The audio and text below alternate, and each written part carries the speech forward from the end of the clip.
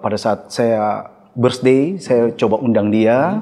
Pada saat dia juga birthday, anaknya ulang tahun, atau dia sakit, bahkan sampai waktu dia masuk rumah sakit, itu yang momen yang saya lihat yang dimana mungkin hatinya terbuka, karena tidak ada seorang pun yang mau datang. Karena mungkin penyakit yang dia alami itu adalah penyakit yang dalam tanda kutip jangan dibesuk lah. Tapi saya meresikokan diri, dalam artian saya juga minta perlindungan dengan Tuhan. Saya datang dan saya besuk dia. Nah di sana saya lihat dia, waktu saya setelah saya besuk, saya tidak lupa yang paling utama adalah mau nggak saya doakan.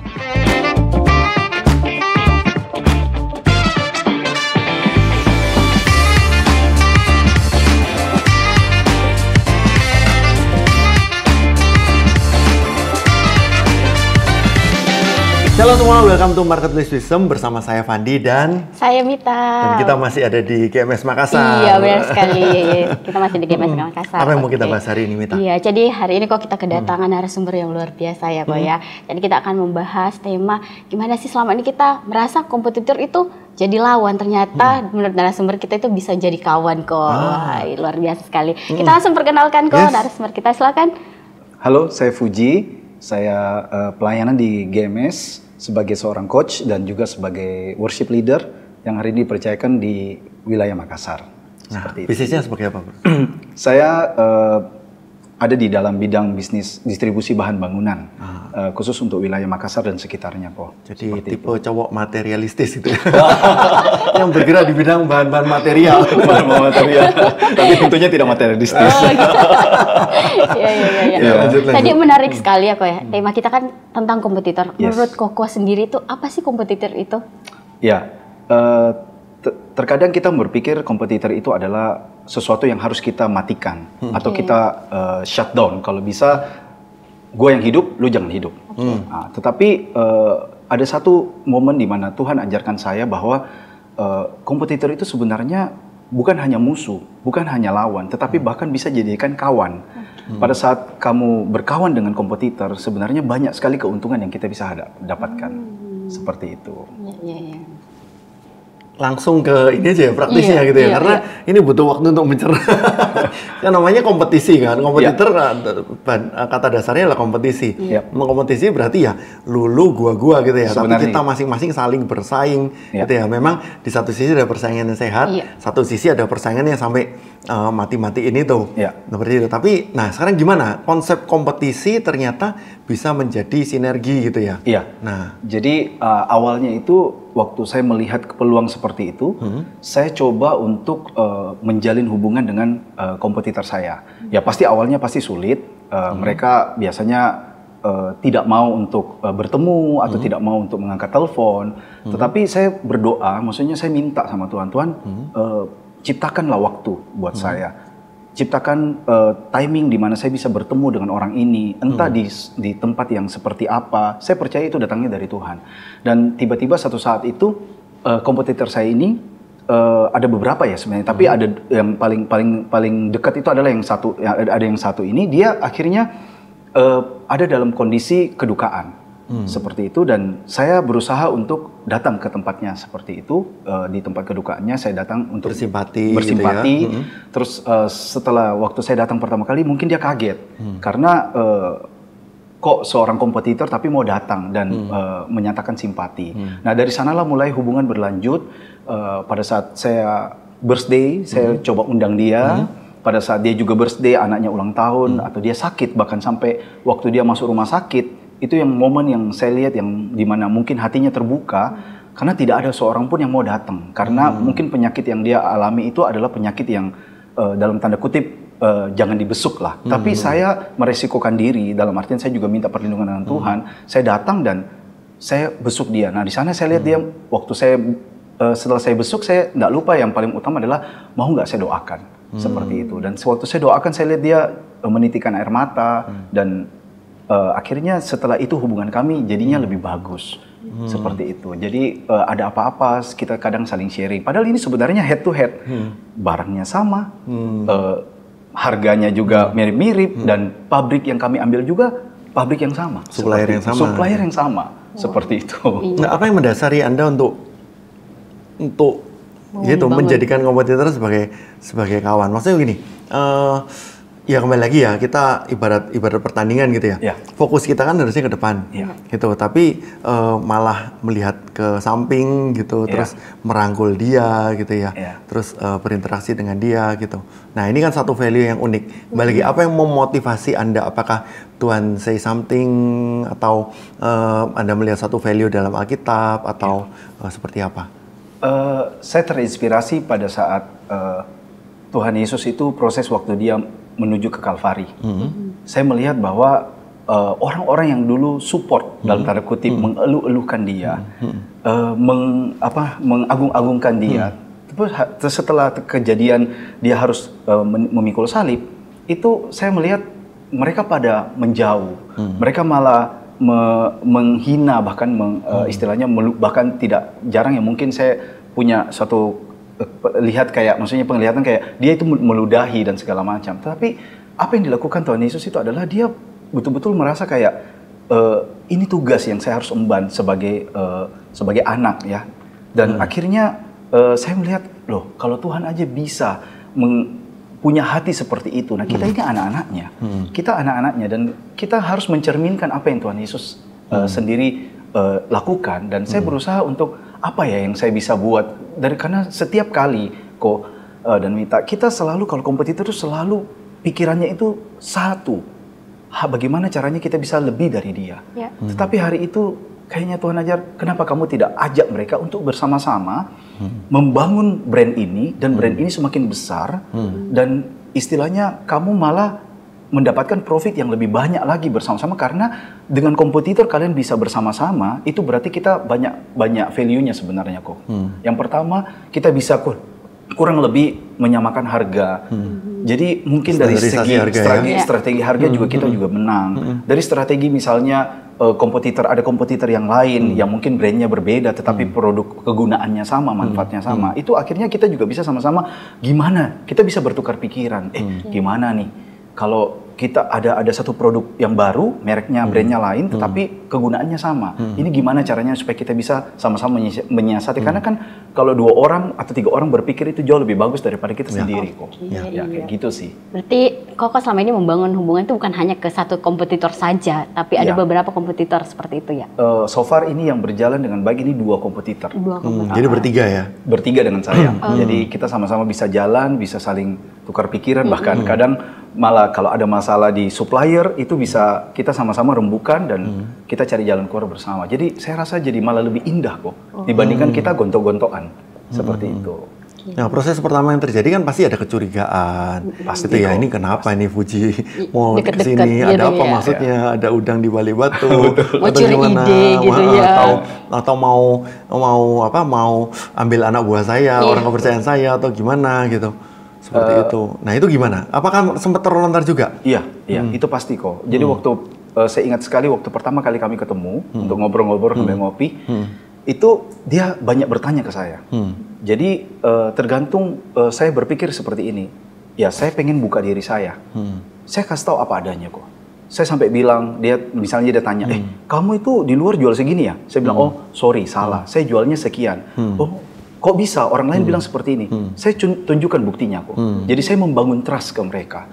Jadi saya nggak tutup-tutupi apa-apa, karena saya berpikir Tuhan itu memberikan porsi masing-masing kepada setiap orang. Dan saya yakin saya mau keluarkan semuanya pun ke mereka, saya percaya semakin kosong Tuhan akan mengisi dengan ide-ide yang baru. Jadi saya nggak pelit-pelit. Dia mau tanya apapun, bahkan dia mau tanya tentang gimana operasional, gimana caramu marketing, gimana caramu handle finance, saya sampaikan semua. Ya, saya mungkin lebih mengarah ke cara-caranya, cara-cara saya seperti ini. Saya open ke mereka, dan mereka mungkin dari sana mereka melihat, loh orang ini kok dia nggak tutup-tutupin ya. Bahkan saya sampai undang mereka, ayo ke kantor yuk, kalau mau lihat sistem saya datang. Jadi mereka itu merasa kayak terbangun kepercayaan, terbangun kepercayaan, 2, dan itu butuh waktu kok, nggak instan, butuh waktu berkali-kali, dan ya akhirnya mereka mungkin berpikir, oh orang ini kayaknya dia memang murni. Nah, sampai ada satu titik itu seperti ini. Sebenarnya ini hal yang menurut saya tidak masuk di akal. Jadi karena kami punya produk yang sama, dan kami ambil barangnya itu misalnya dari luar kota, saya kan ambil barang itu ada dari Jakarta, Semarang, dan Surabaya. Nah, Jadi pada saat kita ada terkendala dengan pengiriman kapal, itu pasti akan terjadi kok. Setiap distributor itu pasti akan terjadi seperti itu. Ada telat gitu ya? Telat barangnya. Nah, waktu telat itu, dia punya barang dia telat, dia mau pinjam barang saya. Ya, secara dagang kok, itu nggak masuk akal. Dalam artian, ngapain gua pinjamin lu? Mending gua aja yang jual, karena gua yang dapat untung. Tapi hari itu kayak, Tuhan bilang, let go. Pinjamin dia. Pinjamkan dia. Dan saya pinjamkan kok.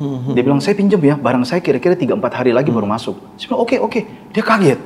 Dia bilang, kok bisa? Nah, mungkin dari itulah kok dia melihat kemurnian hati kita untuk membantu. Jadi akhirnya dia merasa, lu bukan kompetitor deh buat gua. Lu itu benar-benar kawan deh di dalam ya, saya percaya dia juga ada satu orang Kristen, yang satu orang belum percaya. Ya, saya percaya mereka dari sinilah kita bisa memberikan value kekristenan kita kepada mereka, bukan hanya di gereja. Sekarang mari kita dengar apa yang menjadi value firman Tuhan untuk episode kali ini. Saya ambil dari Matius 5 ayat 43 sampai 45. Kamu telah mendengar firman, ini Tuhan Yesus yang berbicara ya. Kamu pendengarnya telah mendengar firman, kasihlah sesama manusia dan bencilah musuhmu. Tetapi, dan di sini ada satu kata yang unik ya dari Tuhan. Aku berkata kepadamu, kasihlah musuhmu dan berdoalah bagi mereka yang menganiaya kamu. Karena dengan demikianlah kamu menjadi anak-anak Bapamu yang di surga, yang menerbitkan matahari bagi orang yang jahat dan orang yang baik, dan menurunkan hujan bagi orang yang benar dan orang yang tidak benar. Di sini seakan-akan Tuhan pada awalnya di ayat 43 mengatakan bahwa ini loh, memang kebiasaan yang berlaku termasuk di adat orang Yahudi, kebiasaan orang Yahudi itu adalah kasihlah sesama manusia dan bencilah musuhmu. Itu pun sebenarnya bahwa standarnya orang Yahudi pun itu sudah cukup tinggi dibandingkan dengan bangsa-bangsa barbar yang lain seperti Assyria, seperti Babilonia, Aram, dan yang lain-lain. Tetapi di ayat keempat, Tuhan Yesus ternyata meminta kita anak-anak Tuhan untuk satu standar yang lebih jauh-jauh lebih tinggi lagi, yang mungkin tidak semuanya orang bisa lakukan. Dan itu yang menjadi perbedaan, yang ini anak Tuhan, yang ini bukan anak Tuhan. Yaitu, kasihlah musuhmu dan berdoalah bagi mereka yang menganiaya kamu. Dan di sini kadang-kadang membuat kita bertanya-tanya gitu ya. Tetapi Tuhan Yesus memberikan penjelasan lagi. Karena dengan demikianlah kamu menjadi anak-anak Bapamu yang di surga. Bapa yang di surga di sini dikatakan yang menerbitkan matahari bagi orang jahat dan orang yang baik, yang menurunkan hujan bagi orang yang benar dan yang tidak benar. Di sini seakan-akan Tuhan ingin menarik value-nya anak-anak Tuhan untuk mencoba berpikir apa sebenarnya yang Allah Bapa kita ini lihat, apa yang Allah Bapa ini rasakan, apa yang Allah Bapa ini mau. Dan itu yang harusnya menjadi standarnya bagi kita. Pada episode kali ini, semoga ini bisa membuat kita melihat sesuatu yang jauh ke depan, melihat sesuatu standar yang jauh-jauh lebih tinggi, dan itu membuat kita benar-benar membuktikan apa kualitas kita layak sebagai anak-anak Tuhan, atau mungkin kita perlu banyak belajar lagi, perlu banyak diproses lagi untuk menjadi pengelola-pengelola kerajaan Allah yang bijaksana. Tuhan Yesus memberkati. Menarik sekali kok ya tadi. Saya sempat ini ya, tadi kan Koko kasih, maksudnya memberikan kepercayaan, ngasih barang itu kan gak gampang kok ya. Nah kira-kira jadi dasarnya Koko itu melakukan itu apa kok, sehingga Koko mampu, siapa sih gitu, kenal juga, maksudnya kenal ya bisa kenal sekelas bisnis aja, tapi kok Koko berani kayak begitu. Ya, keberanian itu sebenarnya datangnya dari Tuhan ya juga ya. Saya juga sebenarnya awalnya waktu saya mau memberikan pinjaman barang itu misalnya dalam waktu 3-4 hari, dan itu nilainya cukup besar. Bukan nilai yang kecil. Kalau kecil mungkin it's okay, tapi ini dalam jumlah yang cukup besar. Dia mau pinjem barang ya, barang yang sama karena produk kami sama, brandnya sama.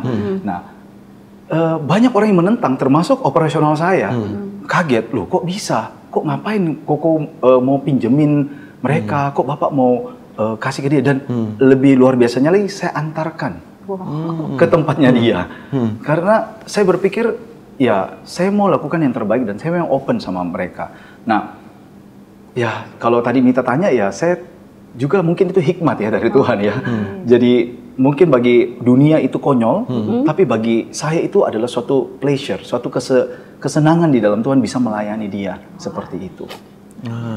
Apakah kalian berebut di kolam yang sama sebenarnya, Yes. customer? Ya. ada beberapa customer yang kami head to head dan kami juga kadang lucunya seperti ini sampai akhirnya hubungan ini terjalin.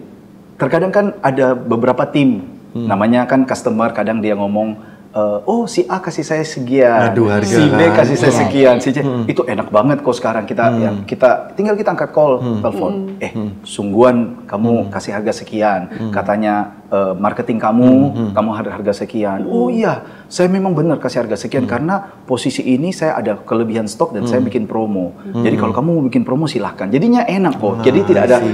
Ya ada beberapa produk itu sampai kita enak banget jualnya, jadi tidak saling curiga dan segala macam. Ya saya sih berharap nilai yang saya bangun ini bisa terus berkembang seperti itu ke komputer-komputer lain, walaupun tidak mudah seperti itu. Gimana Mita? Ada kepikiran apa lagi?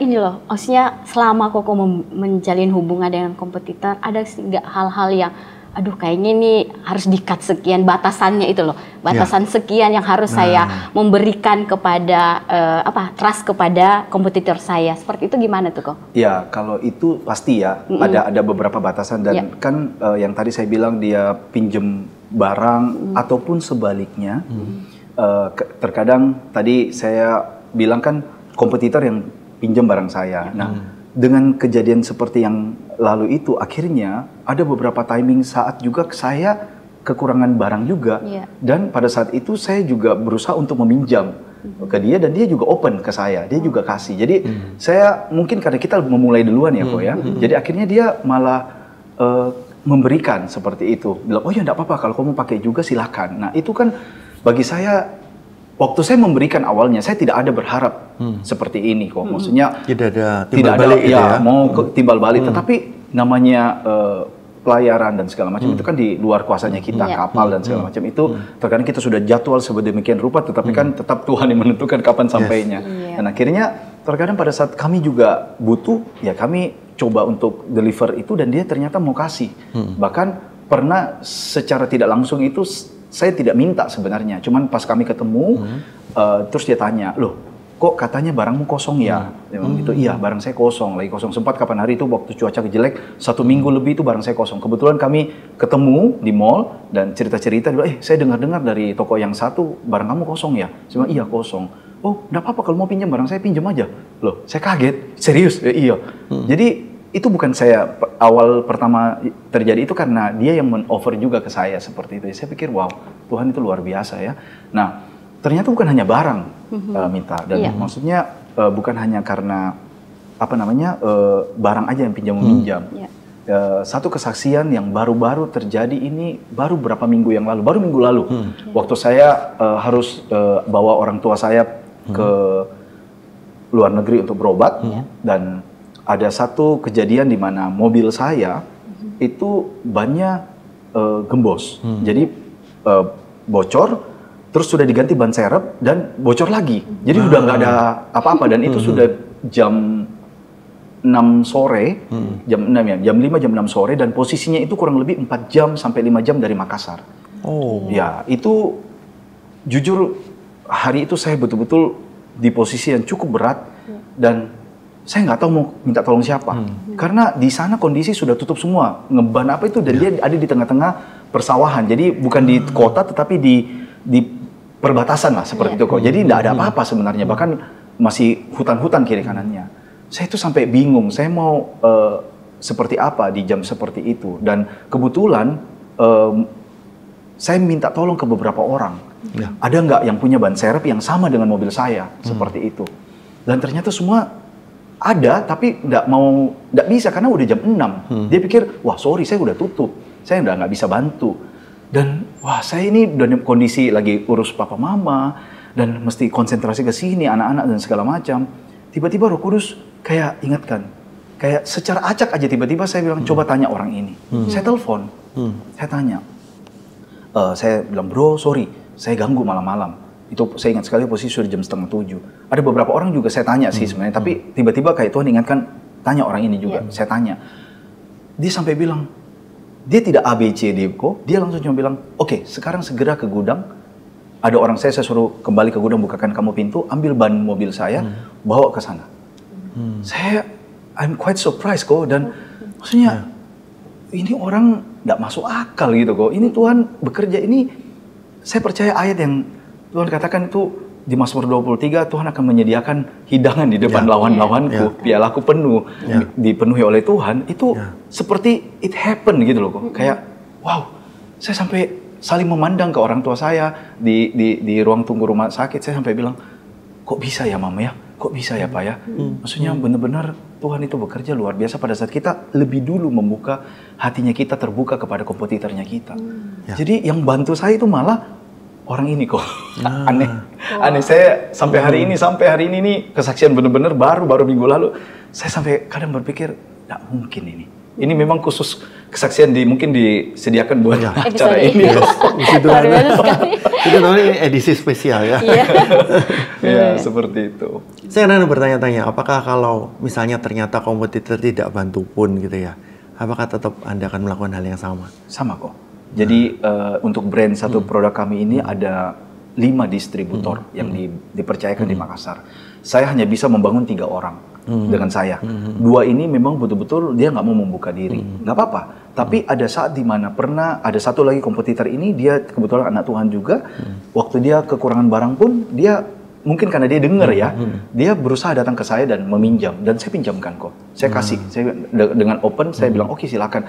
Sempat dia bilang saya beli aja dengan modal. Saya bilang nggak apa-apa, kalau mau pinjam aja dulu, karena barangmu kan juga 1-2 hari lagi akan masuk.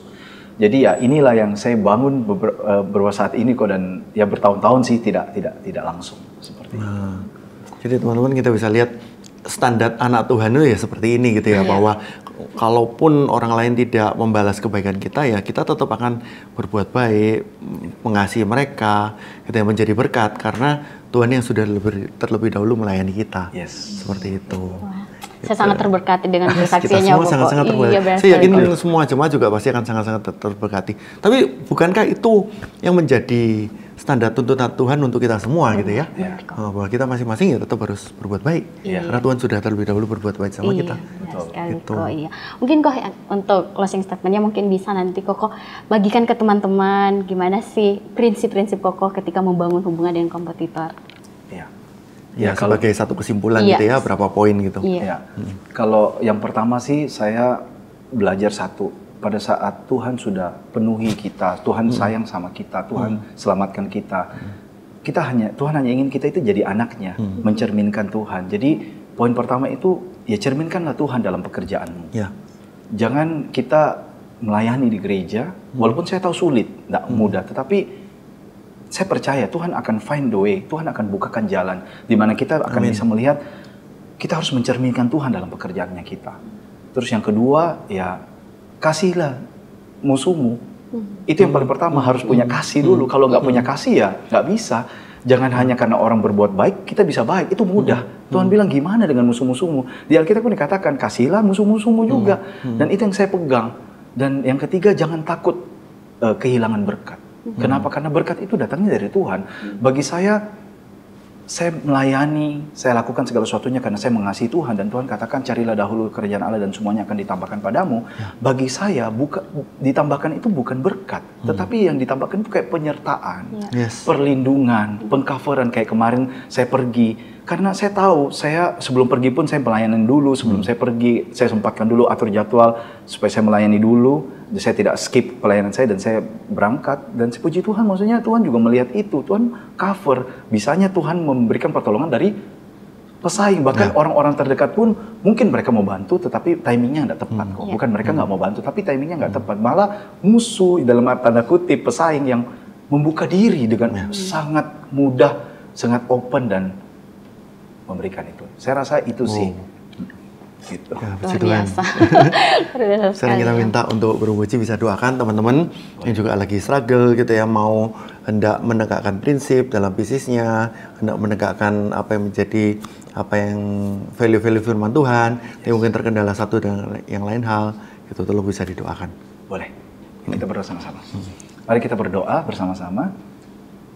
Mengucap syukur Tuhan buat hari ini. Hamba-Mu percaya setiap musim dalam kehidupan kami, dalam pekerjaan kami, Tuhan Engkau selalu ada bersama-sama dengan kami. Roh Kudus, Engkau yang pimpin kami, Engkau yang jagai setiap hidup kami. Kami berdoa hari ini Tuhan, Tuhan bantu Tuhan. Sama seperti Tuhan sudah menolong hamba-Mu Tuhan dari setiap musim yang hamba-Mu alami. Bersama dengan kompetitor, bersama dengan setiap struggle yang ada. Hamba percaya Tuhan juga sanggup menolong mereka. Tuhan juga sanggup menjaga setiap pemirsa yang melihat YouTube ini Tuhan. Dan mereka juga mengalami struggle yang sama. Tuhan bantu mereka. Di dalam nama Yesus, bukakan jalan buat mereka. Berikan koneksi yang terbaik Tuhan. Mereka akan menemukan jalan-jalan mereka bersama-sama dengan Engkau Roh Kudus. Karena Engkaulah sumber dari segalanya. Engkaulah yang membuat kami menang. Dan kami bisa bersama-sama memuliakan nama-Mu Tuhan. Bukan hanya di tempat kami beribadah, tetapi di tempat dunia marketing kami pun, marketplace kami pun, kami bisa berbuat yang terbaik untuk Engkau. Menjadi contoh dan teladan. Kami mengucap syukur Tuhan buat kondisi yang kami alami hari ini. Kami mau belajar untuk mengandalkan Engkau selalu, Roh Kudus. Di dalam nama Yesus, kami ucap syukur, kami percaya semuanya yang terbaik datangnya daripada Engkau. Haleluya. Amin. Amin. Wah, terima kasih Ko buat you. sharingnya hari ini. Dan saya percaya yang mendengarkan pasti sangat diberkati dengan kesaksian Koko. Tetap menabur kasih di setiap bisnisnya Koko ya, gitu ya. Thank you, Koko. Oke, jangan lupa teman-teman kalau Anda diberkati dengan ini, like, share, dan kasih komentar untuk Anda-Anda yang juga lagi struggle dan butuh didoakan. Dan terakhir, jangan lupa follow juga akun kami, lihat update-update terkini di Instagram kami di @gmsbiskawan. Thank you, see you in the next episode. Bye-bye, God bless.